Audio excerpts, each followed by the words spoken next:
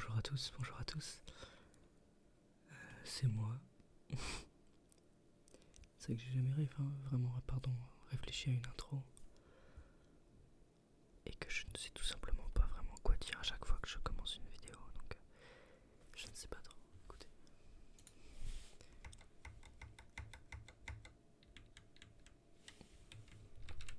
Bonjour à tous.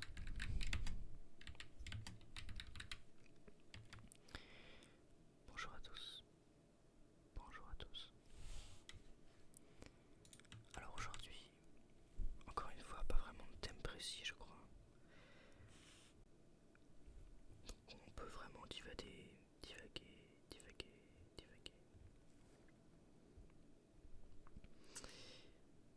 Et où est-ce que nous allons divaguer?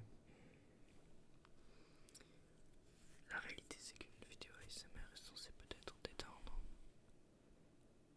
Et en détendant, donner des bonnes affirmations, de bonnes choses peut-être.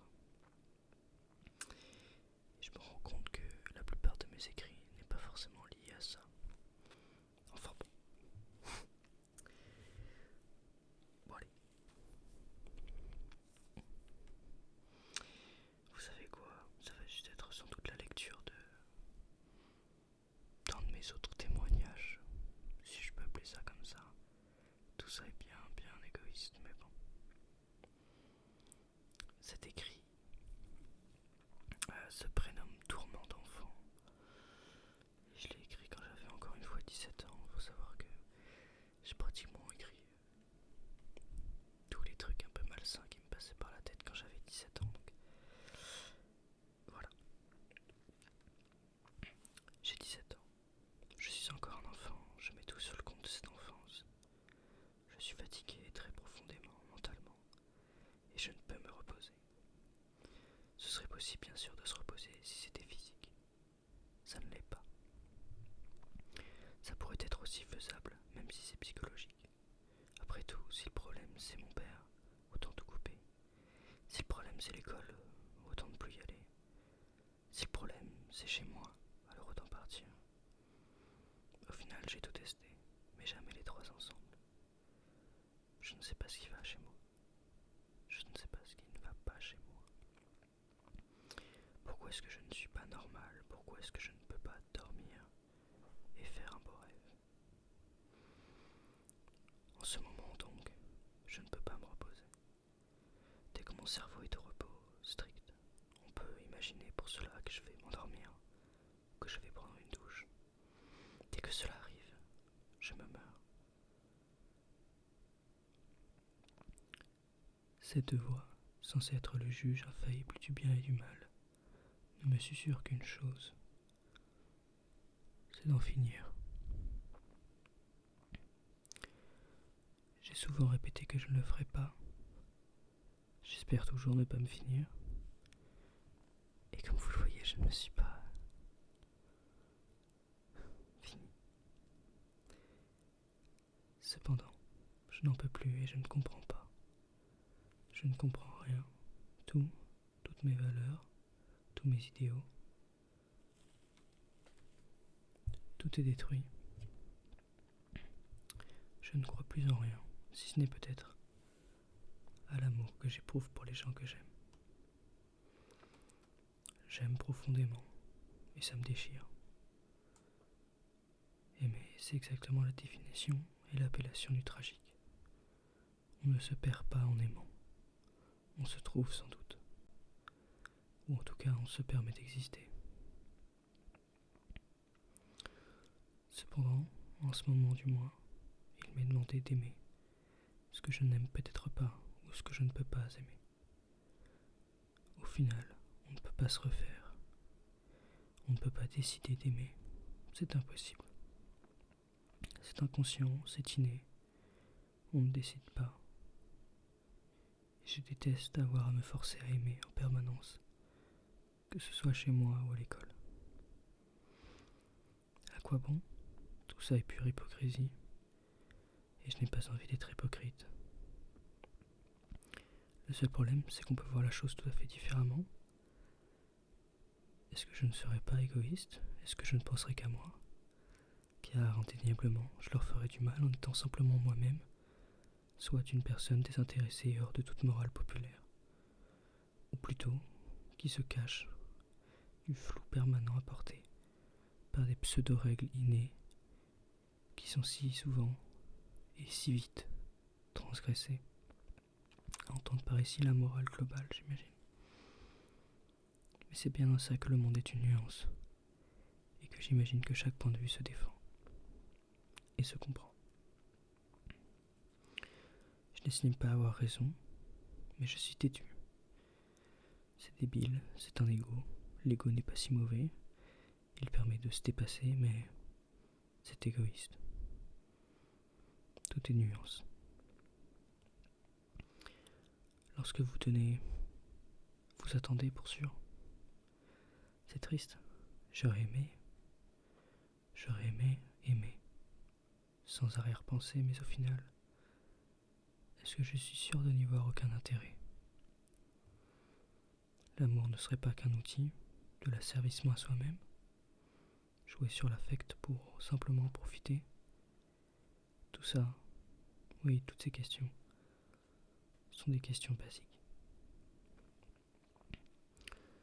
Mais tous les constats que je sors sont sales, affreux, ragoûtants, mais réels. Personnellement, je n'attends plus rien des gens. Sinon, j'aurais l'impression d'empiéter sur eux, d'avoir un contrôle que je ne voudrais pas. Et pour ça, je lutte. Je me dis, mais Alexandre, tu ne peux pas attendre des gens qu'ils fassent exactement comme tu veux. Et je lutte. Ça marche. Je vais contre moi, pour un respect intégral de l'autre.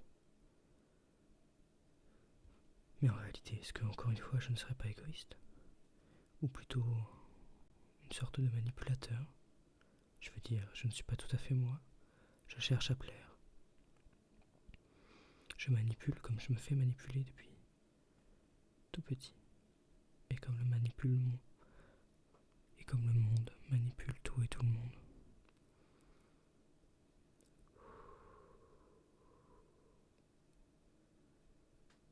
Je ne suis plus sûr que l'homme soit bon par nature. Car il me semble déceler dans son instinct de survie quelque chose d'égocentrique. Mais je ne pense pas qu'on peut lui en vouloir, car après tout, si on considère Dieu comme parfait, il faut bien que l'homme, égocentrique et primaire, soit parfait aussi. Ce sont des réflexions que j'ai liées à ma faiblesse d'esprit à comprendre le monde, ou peut-être que je le comprends et qu'il me répugne. Je ne sais pas, et je n'espère pas. Il y a du beau dans le monde, humain, terrestre, j'en suis convaincu et c'est sans doute pour ça que je n'ai pas encore lâché. Ce qui, au vu de mon état actuel, ne saurait tarder. J'aime la vie, elle est magnifique, et elle m'a fatigué. Pourtant, j'ai encore un peu d'espoir, un peu d'envie, et je souhaite de tout mon cœur, de tout ce qu'il me reste, vivre et avoir des enfants. J'aimerais surtout ne plus avoir à penser que mourir est une solution, ou plutôt la solution, surtout quand la question n'a aucun rapport avec le résultat que j'obtiens. C'est comme rajouter une question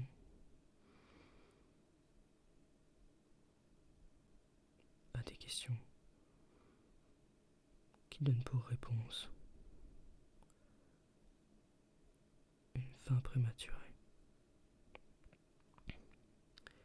J'aimerais aussi ne plus en demander aux gens.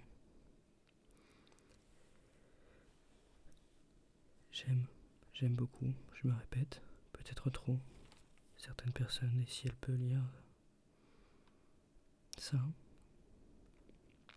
c'est pour dire à quel point il faut croire que je me partage à vous, car j'avais écrit que si la personne qui lisait ça pouvait effectivement lire ce texte, c'est c'est sans doute qu'elle faisait partie des personnes que j'aimais le plus au monde. Enfin bref, l'amour dans tout ce qu'il regroupe. Amitié ou amour, c'est tout à fait beau de mon côté. Et je veux donner tout ce que j'ai. Et à bien y réfléchir, je donnerai ma vie sans hésiter pour ce que j'aime. Et je le pense sincèrement. J'espère seulement que ce n'est pas juste parce que je m'estime peu dans la vie. Après tout, je n'ai jamais rien fait de probant, jamais. Alors je m'estime en rien méritant. Je ne dirais pas non plus que je fais que perdre, juste que mon chemin est à l'écart des autres, et qu'il mène vers une crevasse. Mais on ne prend pas un chemin aussi impunément. Il a bien fallu que je m'y guide, et que je m'y engouffre. Alors je continue de marcher, c'est pour bien vous dire à quel point j'en suis conscient de ma déconvenue. Maman, je suis désolé d'être aussi nul, et je t'aime. Je tiens à préciser que ce n'est pas une lettre de suicide, bien sûr, seulement un aveu sincère.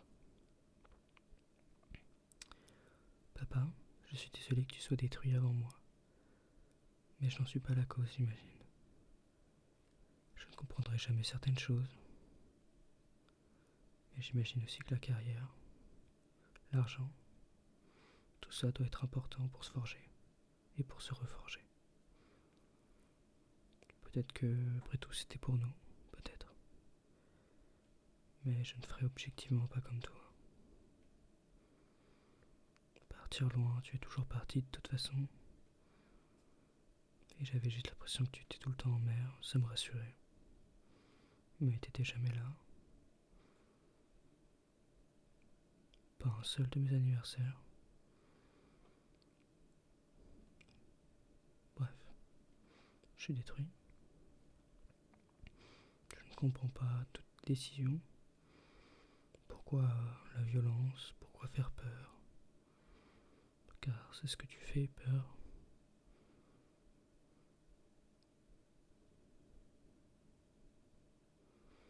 Tout ça est un processus. On sait ce qu'on fait. Je ne sais même pas si tu t'en rends compte. Est-ce que tu te rends compte du mal qu'on a eu?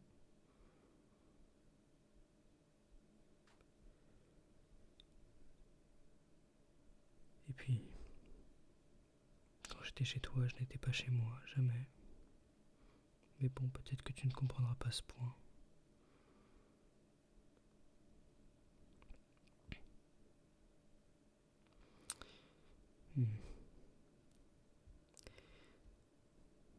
Et je crois qu'après ça finit en pamphlet. Sur mon père, alors bon, je sais pas. Je vais finir sur ce paragraphe, parce qu'il y a quelques paragraphes où je me sens pas d'avoir la force de les raconter maintenant. Alors je vais finir sur celui-ci qui est sans doute, ou du moins qui finit en beauté. J'ai sans doute d'autres trucs en tête.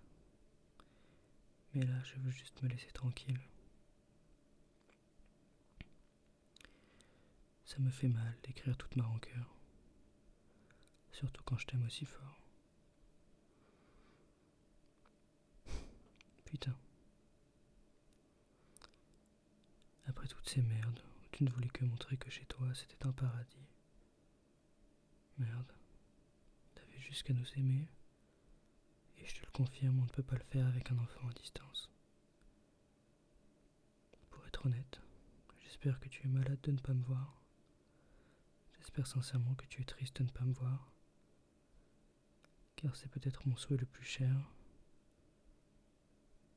Te manquer.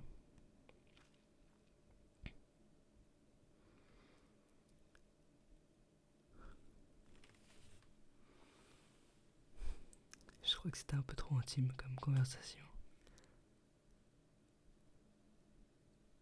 Mais je suis pas sûr que beaucoup de personnes écouteront ça.